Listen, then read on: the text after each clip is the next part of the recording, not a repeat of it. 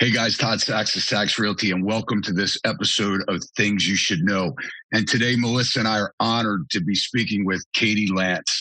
I met Katie. If you're a real estate agent and you're part of Inman at all, and you've ever been to Inman Connect, you may know Katie Lance. She's one of the keynote speakers there at Inman Connect. I met her this past January, and she has a great book out called Get Social Smart. She has a audio podcast, and she has a YouTube channel, and she posts quite frequently. Her audio podcast, I think, is every Friday, and her YouTube is every Wednesday. So, guys, we'll make sure that Katie's information is in the show notes.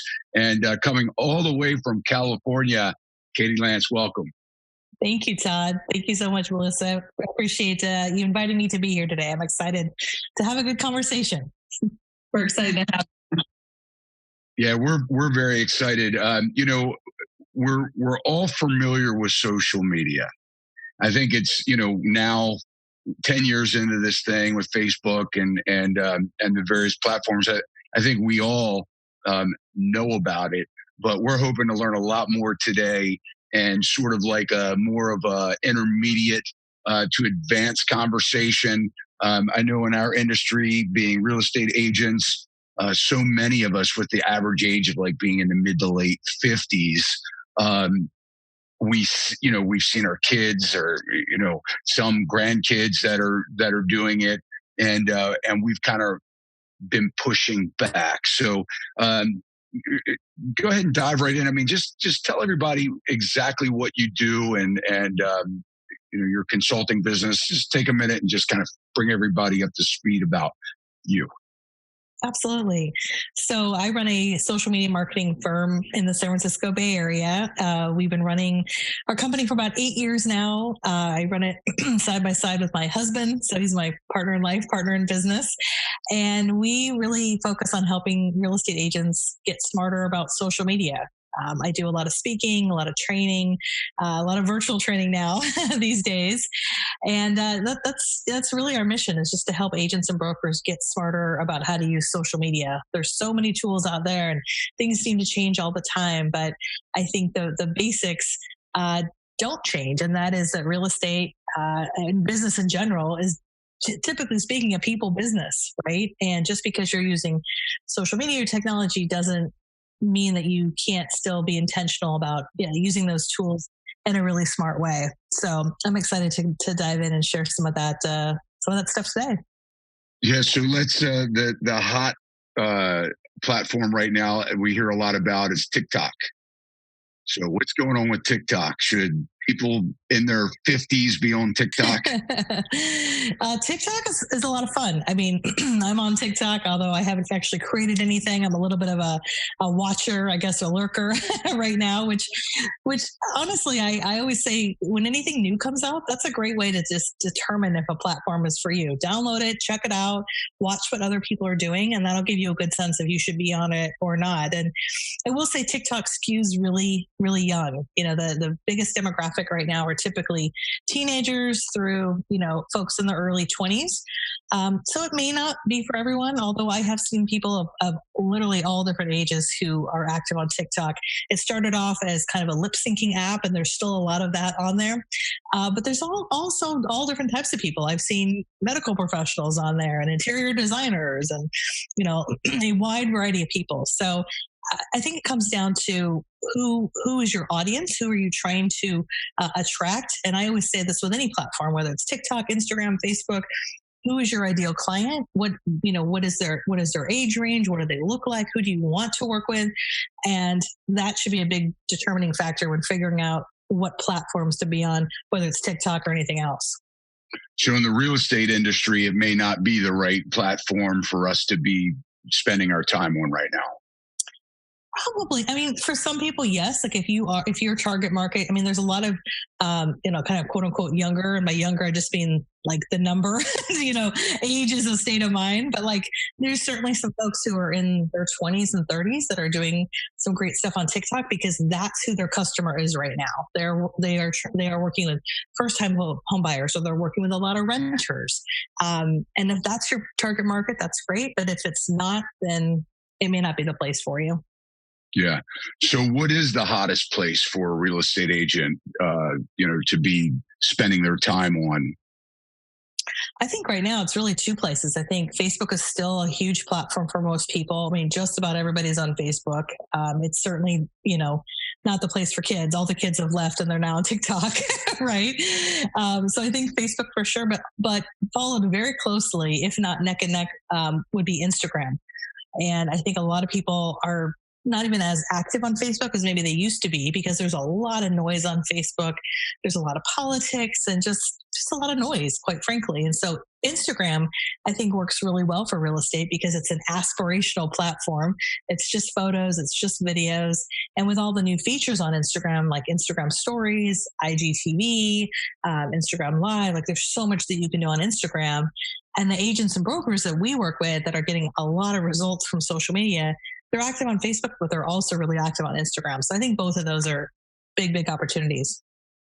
So you're seeing a big transition towards Instagram. Absolutely. And not just the Instagram feed, but Instagram stories.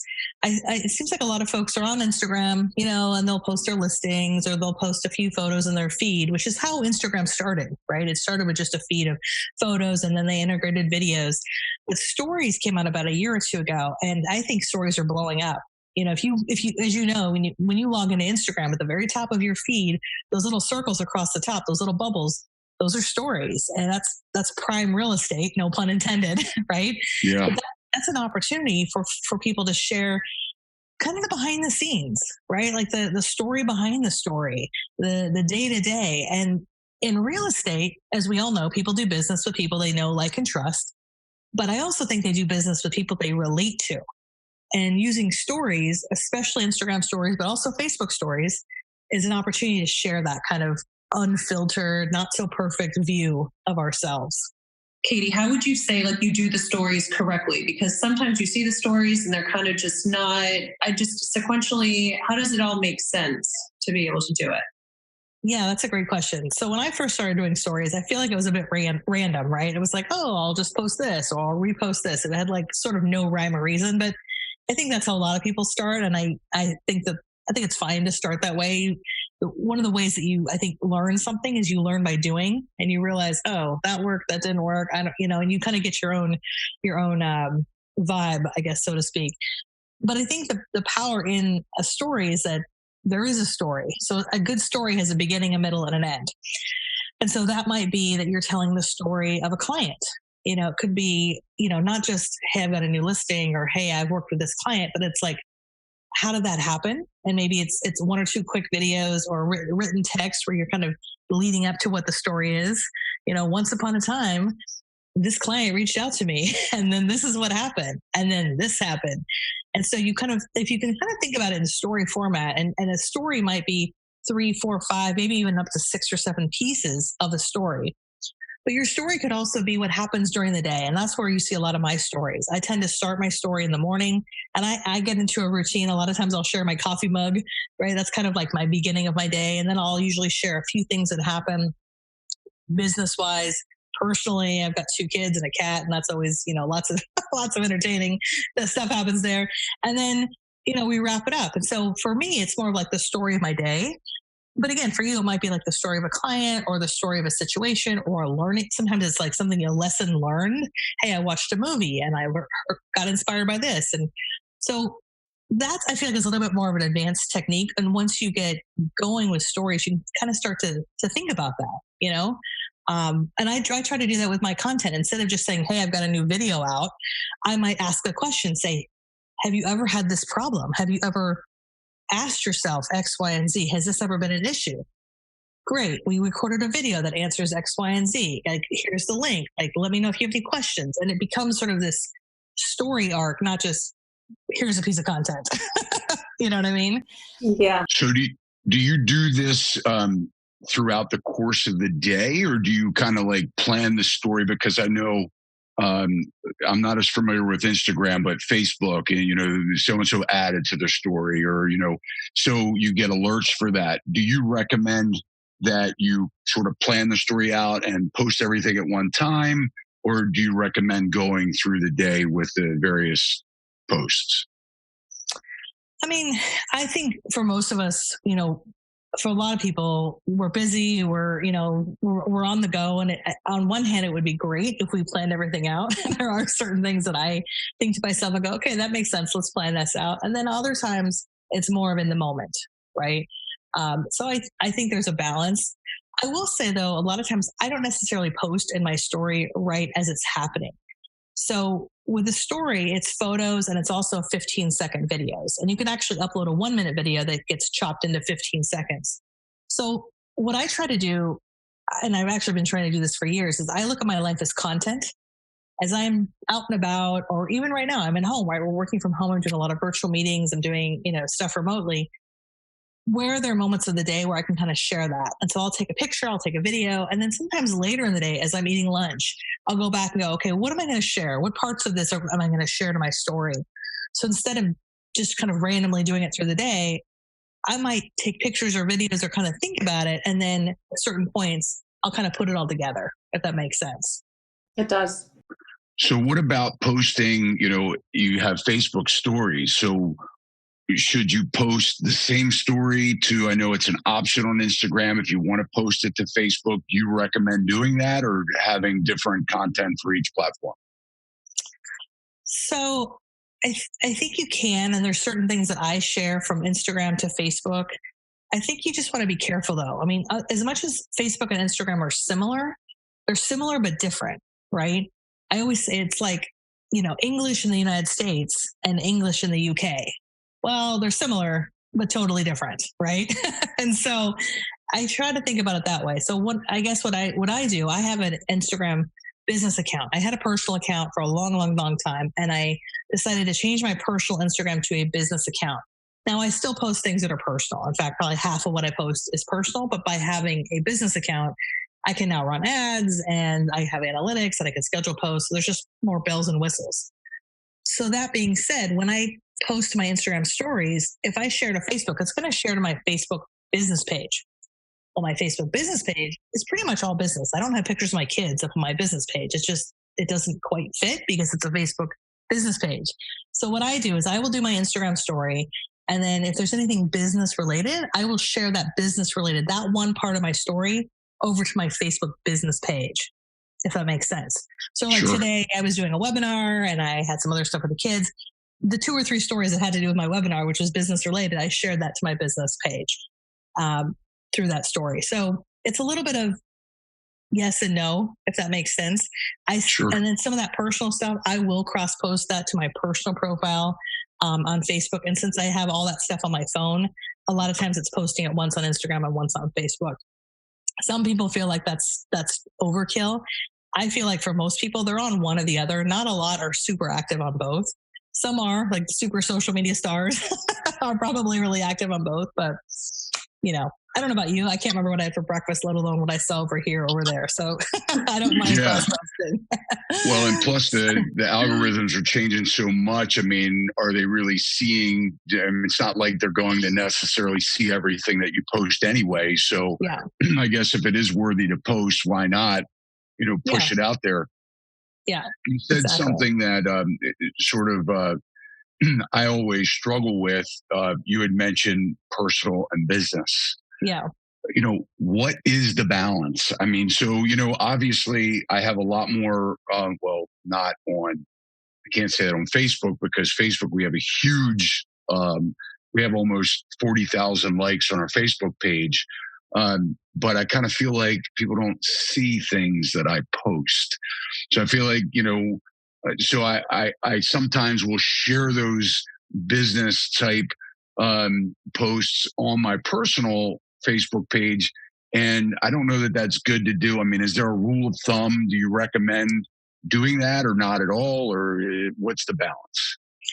Yeah, it's tough. I mean, Facebook, just like Instagram, has an algorithm, and especially with the business page, as you probably know, with the business page, when you post something, it goes out to a small percentage of the people who like your page. So if you have 10,000 people who like your page, 100 people might see it, and then based on how many people like, comment, and interact with that post in the first hour, then it gets seen by more people and more people, and then it tends to fall out of the news feed somewhere around like 3 or 4 hours, unless it has a lot of steam. And we see that sometimes. Sometimes you go to your feed and you're like, oh, this is a post from yesterday morning.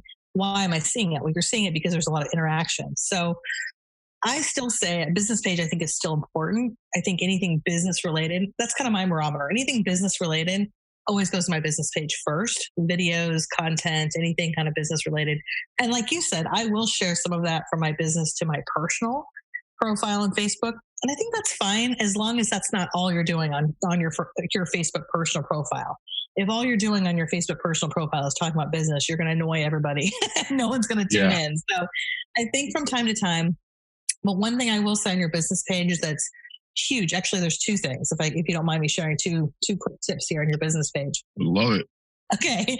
So one is Facebook Live, which I know is not like, a breaking news thing, but like Facebook Live is still really one of the best pieces of content, if not the best piece of content that you can do on your business page to get a lot of engagement. So I highly recommend that. And not just like going live for the sake of live, but like making it an event, scheduling it in advance, telling people about it, promoting it, and then promoting the replay. Like that alone will just give your page and other posts on your page a big boost. And then the second piece of that is responding to every single comment. So when I do a Facebook Live and I get a bunch of comments, I go back and I answer. I don't just like every comment, but I go back and I answer every comment. Every time I have a post on my business page and I get 2 or 3 comments, I go in and I comment on every single comment. Because as you know, when you do that, that person gets a notification. Then they come back to the post. And in the eyes of Facebook, it's a conversation. And Facebook prioritizes content that sparks a conversation. So going back and connecting with people is so valuable. And that applies to LinkedIn, to Facebook, to Instagram. And your listeners could do that right now. Like go back to your last post that you did yesterday and comment on every single one of those. And you'll get another 5 people who never saw it yesterday, and they'll join in that conversation. So it's just a small thing. When you go live, let's say like on Facebook, you go live, does everybody that likes your page, will they all get notification? No, they don't all get a notification. So it works kind of like the algorithm where when you go live, first of all, if people have turned on notifications for your page, then they'll see it right away. But most people haven't done that. So a small percentage of the people who you're friends with or who like your page get a notification. And then the longer you're on live, the more it goes out to people. It's like dropping a pebble in a pond, and it's like a small ripple and a big ripple, it ripples out. So interestingly, with video, we say keep your videos short, right? But Facebook Live, like the longer you go live, the better. If you can do a Facebook Live for 10 or 15 minutes or even longer, some of my Facebook Lives are 30 or 40 minutes because I'm doing like this. So we're doing an interview and it's a back and forth. And the longer you can be on live, typically, the more people you're going to have tune in. I did not know that. So the longer you stay on, then more people are being notified after time is going on. Yep, absolutely. And the more you can get people to interact. So for example, on a Facebook Live, I always start right away. I welcome people. I'll tell them what I'm going to tell them. And then I try to do some things that are engaging. I'll say, hey, let me make sure you can hear me okay. Comment below. Let me know where you're tuning in from. Comment below. And so people start commenting, and that kind of sparks the algorithm as well to have that be sent out to more people. And then I might ask simple questions as I'm going through the live. I'll say do you guys agree with me? Give me a thumbs up if you agree, or a thumbs down if you disagree. Or I'll say, hey, if this is really resonating with you, tag a friend in the comments, or feel free to share it out.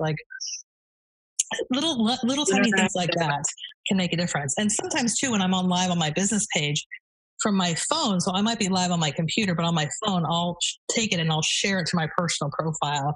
Or if you have an assistant, Melissa, you could maybe do that as well. Having someone behind the scenes to kind of share it out also helps too. Well, that's great information, because we have been doing some Facebook Live, but we just kind of rock with it. We turn it on and we don't address the comments or questions to the end.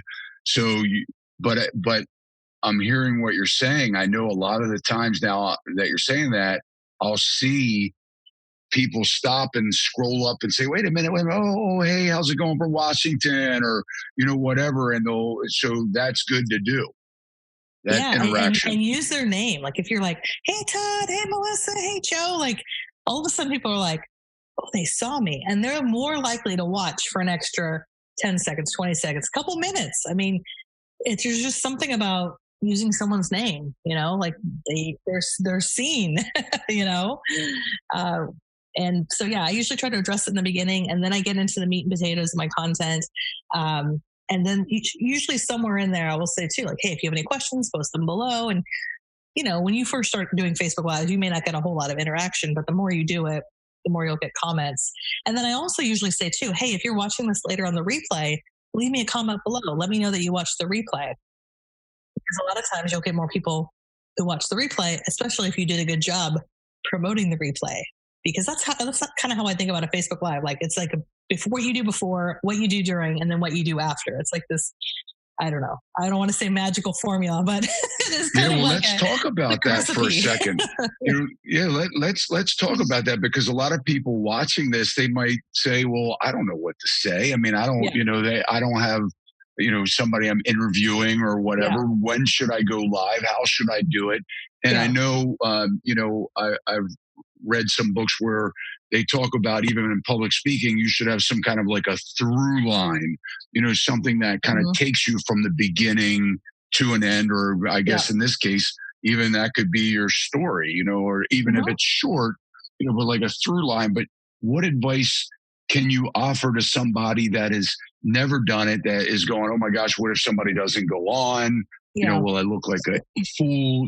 I mean, a lot of this is just kind of overcoming these, personal hurdles. Yeah, I mean, it is a little nerve wracking. I mean, I've done a lot of Facebook Lives, and it's still a little nerve wracking. You're like, what if I look dumb? Like, what if no one tunes in? What if I push the wrong button? Like, there's that whole level of it. And so I try to just recognize that that's always going to be there. So how I can help myself be more confident is by being prepared.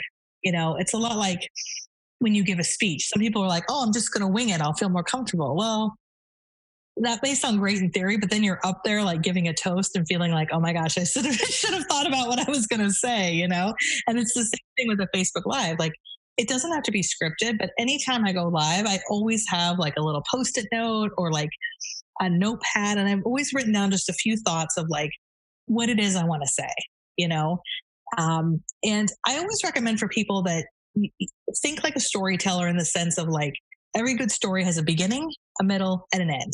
It's like what we learned in grade school. Tell them what you're going to tell them, and then wrap it up. So my kind of formula is I would start off by welcoming people. It's like you're having a party, right? What would you do when you open the front door to your house? You're going to welcome people. Come on in, right? You welcome people. You introduce yourself. This is who you are. This is what company you're with. And then why are you live? Like, what are you talking about? And again, kind of ahead of time, you might think about, okay, gosh, what am I going to talk about? Maybe I'm going to talk about the questions people ask me all the time. These are the 5 questions I get asked the most. Or I'm going to talk about, I really like working with first-time home buyers. So maybe I'll give a few first-time home buyer tips. Or, maybe right now, because of, the kind of the crazy world we're in right now with what's happening in our world, maybe I'll talk about my 5 most favorite restaurants that I'm ordering takeout from and the specials that they're offering right now. So you want to tell people what you're going to talk about. Have a few notes. I like to kind of think in terms of like numbers. So I might say, hey, today I'm going to share with you 3 tips or 5 ways or 2 things. Like, I just find that that's digestible, when you tell people a number, and it's also easy to plan. So then you go through, okay, 1, 2, 3. And then maybe during that you're saying, hey, let me know what you guys think, comment below. Like, you're maybe doing a little bit of interaction. And at the end, you want to just wrap it up and say, hey, thanks so much for tuning in. And if you watch this later on the replay, thank you. Leave me a comment below if I can answer any questions. And if you'd like more information, go to my website or send me an email. You kind of have a sort of a call to action at the end. What do you want people to do? And that, I think, is just kind of a simple formula. If you think about it ahead of time, prepare ahead of time, and then you can go from there. That's, I would say, some basic starting points for a lot of people. They're great tips. Yeah. And one other thing I would say really quick is you can actually on your Facebook personal profile, when you go live on your personal profile, one of the things that will happen, whether it's on your phone or your computer, it'll ask you to like write a title, like what are you going to go live about? And then it'll say, for me, it says friends, because by default, I'm going to go live to my friends, but I could change that. And you could change it to public for everybody, or you can actually change it. There's a little drop down that says only me. So if you want to go live only to yourself, that's actually a great way to do it for the first time. That way you can actually see like, well, what do you look like and what do you sound like and what buttons to push? Like nobody sees it. And if it's terrible afterwards, you can just go back and delete it. So that's a little side tip. Can you post it if it's not terrible? I mean, you can. Yeah, totally. What'll happen is you go live. If you go live to yourself, it's going to be on Facebook, but only you can see it. And then when you're done, you can go back and watch it if you want, or if you already know like, oh, that was actually not bad. You just go back to that post and you just change the settings. You change the privacy settings. It's just a little drop down. You can change it from only me to friends or public, whatever you're most comfortable with having it shared. So will that change it to back to almost like a live where people would interact, or does it just, from your friends will know that was a recording and they'll know that it wasn't live? Yeah, they'll know it's not live. It'll say Todd was live. That's what it'll say. And so it'll look like a video, sure, but they'll know that it was a live video. Yeah, well, that's great. That's awesome to know. Now really, obviously getting an audience to talk to. I mean, that seems to be the challenging thing. So if you have a business, you don't want to annoy your friends. I mean, obviously you can spam people with friend requests, which happens all the time. I know I get a ton of them. And, but how do you let's just talk about the different platforms and some recommendations or advice on how do we get followers? How do you get, followers on your Instagram? How do you get likes on your business page? Yeah, I mean, I think a big part of that has to come down to content, honestly. And it's content that isn't just dependent on a certain platform, right? So it's not just Facebook Live. It's not just Instagram content. As much as I love Facebook and Instagram, like they could change, right? It's like it's rented ground. That's not my platform. I don't own it, right? So I think to build any kind of community, you have to think about, is there content that you can create that if Facebook went away tomorrow, you'd be fine. And so it's content like this, podcast content, video content, blog content. I call it pillar content. Pillar content is something that typically takes time, money sometimes, or energy to create. And it's that type of content where over the course of time, if you can put out a weekly podcast or a weekly video or a weekly blog post, that type of content over the course of time can make a huge difference. I'll just give you an example with YouTube. We started about 3 years ago, 3.5 years ago, putting out a weekly video every single week. Now we had done video, but it was like kind of like random here and there. But we were like, no, I'm going to do a show. We're going to do it every week. And we started doing it every week. And now it's pretty amazing. There's people who find me, and I've been in this business a long time, but it's still amazing to me how people come to me and they're like, oh, I just found you last week because of your YouTube channel. Oh, I just found you, a couple weeks ago because of your podcast. Like that type of content over the course of time can really help to build your audience in a big, big way. That, and also I would say having a focus on building your email list too. I know email is not very exciting. Like it's not as exciting as Instagram or Facebook Live, but like just like your content, you own your email list, right? So getting a database organized and as part of your plan, as part of your content plan, when you start creating that content, not just posting it on Facebook or YouTube, but also sending it out to your email database, doing like maybe a weekly or monthly email newsletter where it's not canned. It doesn't look like everybody else's because it's your content. And so getting in that mode, I think, of being a content creator, like you're doing a great job with that, Todd. You're producing a lot of great original content. And it's not the easy button. It takes time to do that. But the benefit is then people start following you and connecting with you. And content really helps to attract the people you want to work with. And it also helps to build relationships and build community. So having this pillar content, and that is a great analogy. So having the pillar content and being able to spread that, maybe across different platforms, and then letting them choose where they want to follow you or like Yes. you or get that content. So it may be that they see something through an email and they notice maybe you have the icons, the social media icons. And if they really like Instagram and you're posting some things on Instagram, they might follow you that way. Or, if they like are more comfortable with Facebook, they will look at or click that Facebook icon and then like your page there. So that's really good, because I know a lot of people, our agents as well, really struggle with, how do I get the followers? How do I create the content? But what I hear you saying is consistency is important. Yeah. It's as important as the content itself. You're posting every Wednesday or every Friday. So they're expecting something, and it's keeping you to actually think about what you're going to post to, and you're putting time into it so that the content's good. Yeah, and it's the best accountability. The day that I said, "Hey, I'm going to post a new video every week," I'm like, "Wow, I really need to post a new video once a week." And it's the moment you tell somebody that you're going to do something. It's literally the best accountability. And what I do is I batch create a lot of my content. I mean, if I'm going to sit down and do my hair and makeup and record one video, I might as well record like 4 or 5. I do that with my podcast. I sit down and record 2 or 3 episodes all in one shot. And I just find that for me, when you get into that mode, it's like anything. I mean, are you going to sit down and like write 1 card to a past client? Or are you going to sit down and maybe write like 10 thank you notes? Are you going to call 1 client? Or are you going to call like 10? Like, it's just getting into that mode. And when you kind of get into this batch creation mode, it helps. And I agree with what you said, Todd, consistency. And consistency builds trust. That's really the name of the game. Yeah. How long did it take you? You say YouTube 3 years. I know for myself, YouTube's been a very hard platform to build.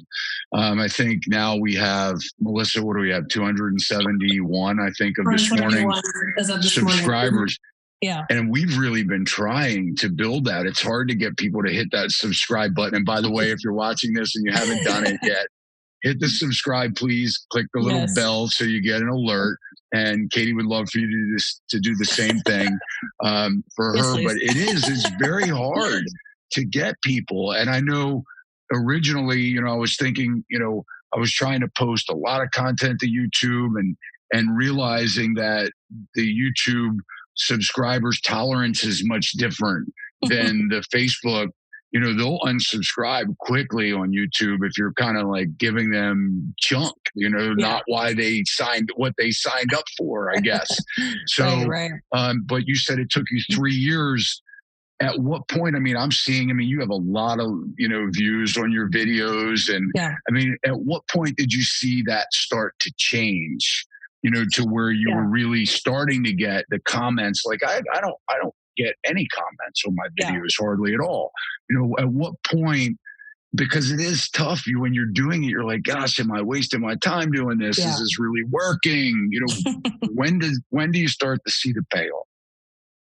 I think for me, I mean, I probably have to look back at the numbers, but I think it took probably, I would say, a good 6 months, to be honest with you. I mean, it might have happened before that, but I remember feeling the same way. I was like, I'm just posting stuff and like, 20 views, 10 views, 1 like. I'm like, this is pathetic, right? Like, I just didn't feel like anything was happening. And it was like a snowball, right? Kind of slowly building. And I mean, we're up to about 5,000 subscribers, which is, nothing compared to like some of the big YouTubers out there. But right? that's still amazing. I know how hard that is. Right. I mean, I think we were like 150 or 100 something when I first started. And so I think the things that made a big difference is picking a specific day every week that we were publishing, because YouTube actually rewards that. Like if you are consistently at the same day and preferably even around the same time. We usually publish every Wednesday right around 9 or 10 a.m. So we try to do that. I've also found that the first hour that a video is on YouTube, it's like the magic hour. And I learned this at an event I went to a couple years ago, and like it was like a golden nugget, like a light bulb for me. So when we publish a video on YouTube, in that first hour, we will send an email to our database just about that video. So like it's a dedicated email, and the only thing that that email is about is that video. It's like a little blurb, 2 or 3 sentences, and then a link to the video for more information that's taking people right back to YouTube. The other thing we do in that first hour is we post it on Instagram. So I'll post a little, maybe like a clip of the video on Instagram, and I'll say, click the link in my bio to watch the full video on YouTube. I'll also do an Instagram story where I'll say, hey, we just posted this video, or have you ever had this issue? Guess what? We just posted a video. There's a small clip on Instagram, but you can watch the full video on YouTube. YouTube and Instagram work really, really well together, because when you click a YouTube link from Instagram, it takes you right there. Versus Facebook, it's like kind of wonky, and you got to sign into Facebook, which makes no sense. Yeah, right. They might not be logged in, right? I do have a question. With you you're directing them to YouTube, would you ever consider putting that same video on IGTV? Yeah. So we do. We just do it a few days later. So every Wednesday, my video comes up on YouTube. And by the way, we also take that YouTube video, we turn it into a blog post, we get it transcribed. Like there's a bunch of stuff that happens with that one piece of content. Like I'm just a huge believer in repurposing it. So Wednesday it goes up on YouTube, and then I think it's Monday. So like 5 days later, we put it up on IGTV. And the way it looks on IGTV, it's similar but different. IGTV is that vertical format. So we have and I have a video editor, so full disclosure, I don't do this all myself, although there are some great apps out there that can help you do it. But we have a video editor, and he just has like a vertical template. So we put it up on IGTV, same video, but it's 5 days later. And like in the world of social media, that's like a lifetime. So yeah, that's great points. How do you foster the comments? I mean, so if you're in YouTube, how do you get comments on your video? I think part of it's the topic, right? I mean, I've had certain videos where I'm like, oh, this will get a ton of comments, and it's like nobody, crickets, right? And then other videos. And I would say that's one area that I'm trying to be better at, is going back and answering and responding to comments. In fact, just yesterday I was going back to the last few videos, and I was like, oh my gosh, look at all these comments, which is positive. But I think I'm still not quite used to it, because for so long I did not get comments. I feel like at first what happens is you start to get likes, then you start to get subscribers, and then finally I feel like that's when you start to get comments. Like it takes time. So what I usually do, and I learned this from Gary Vaynerchuk, because he does this all the time in his videos, is he will ask a question at the end of his videos. So my sort of format in my videos is I do a little hook, like something to kind of grab their attention. Then I introduce myself. Then I will say something like, hey, if you are watching this on YouTube, hit subscribe. And then I go into the meat of the video. It's usually like 3 tips, 5 tips, whatever. At the end, I'll remind people to subscribe. And then I always have a simple call to action. So I'll say do you have what do you think? And I'll ask something simple, and I'll say comment below. And then I wrap up the video. So that I think helps, because it gives people like a reason to comment. You're asking, and it's got to be something simple. Do you agree or disagree? Let me know in the comments below. Like it can't be, do you want to work together? Like, do you want to hire me? Like that's not the question to ask, right? And not even like, are you looking to buy or sell? Let me know. Like, that's not a question to ask in the comments, right? Right. Yeah. It's more like, well, what do you think? Like, which neighborhood do you like better that I showed in this video? This one or this one? Or like, do you like traditional kitchens or more contemporary? Like, it's got to be like a really simple question, because the point of it is just to get that interaction. Sure. Yeah, and one thing I have noticed on some of the videos that we do have comments on, a comment actually gets other comments. Yes, so it's kind of neat to see, I guess people, once you start to get comments, then you see where people will comment on the comment, and then it kind of takes this life of its own kind of thing. So let's talk real quick about paid advertising. Because I know, we had run a lot of Facebook. I think one of the ways that we've gotten so many Facebook likes, which is good and bad is, I came up with this great, um, series of ads that I created. And, and I had picked, some audience types. And now things have changed a lot with that because, in our industry, I think if you're in employment, financing, or housing, then you're really restricted. Mm-hmm. But on Facebook, it was called like a dark ad or a dark post. And so what happened was the only ones that ever saw that were the ones that I paid to see it. And then all of the engagement that I received from those posts or those ads that I ran, nobody ever saw them on the feed. So, I kind of felt like it was almost if I didn't continue to pay, to get the interaction, the likes were happening. But as the minute that we'd stop paying for it, instantly the likes stopped and went away. And it's like you said, you only get like 1% is what I'm finding of people who actually even see your content. So almost 40,000 likes and the engagement sucks, really. So, what do you tell somebody is, how we built 40,000, almost 40,000 likes on our Facebook? Was that a good way to have done it? Or should we have just focused on, like you said, that pillar content? Where's the balance between paying for ads and just focusing on content and taking the slower, ride? Yeah. I mean, it's it's a tough question because I think there's pros and cons to both. I think there's still a place for Facebook ads. I think, there's a lot of people who are running some successful lead generation ads, whether it's a lead ad, and they're filling out a form right in Facebook, or they're using like a landing page to drive leads to a specific landing page. There's a lot of ads around like, what is your home worth? Those tend to timelessly be successful ads. I think the challenge, though, as you said, is Facebook has really locked down what you can do with ads. It used to be kind of like the wild west, quite frankly.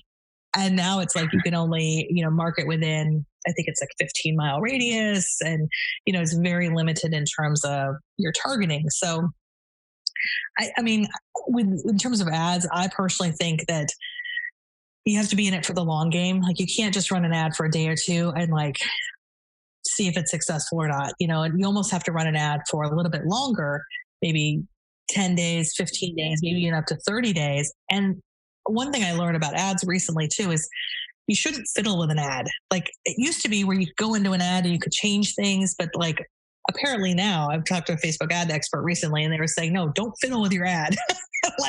Just let it run, and apparently that's supposed to make it better. So to be honest with you, I actually have not run a Facebook ad in quite some time. Like, I used to run a ton of ads, and I personally scaled back on my advertising, and we went all in on building content and organically building our audience. And I mean, it's been pretty amazing. And I think we've also changed our strategy with Facebook. Most of what you see on Facebook, at least on my business page, is video content. It's primarily video content, or it's content that I've created. Sometimes it's just text only content, like almost like a mini blog post.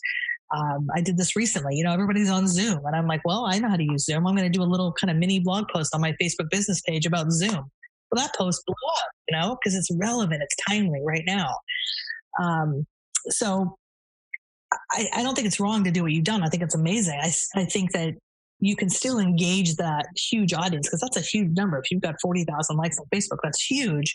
I think maybe just thinking about some of that pillar content, focusing more on video and Facebook Live content, I think is huge. And then the last thing I would say too is we try to drive people to our business page. So I do a weekly email newsletter, and some of the links in my email newsletter are going back to specific links in Facebook.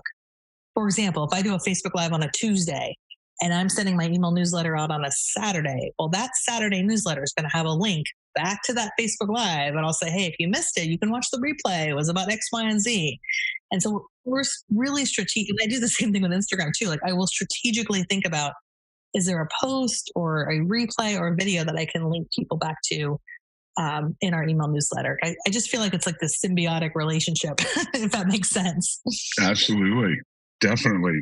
Well, Katie, we really appreciate your time. I mean, this is something, that you're an expert on. And I mean, we could, be together for weeks here trying to, navigate. I will tell everybody, if I'm about 3/4 of the way through your book, I love it. I've been taking notes the whole time. Oh, And, thank you. I can't say enough, check her book out. It's an easy download on your Kindle, or certainly get the hard copy. And final thoughts. What do you have to say? Kind of wrapping up. Getting people going. I mean, everybody's at home right now. They're looking at social media, and maybe they're slow to start. Some final words of encouragement for them.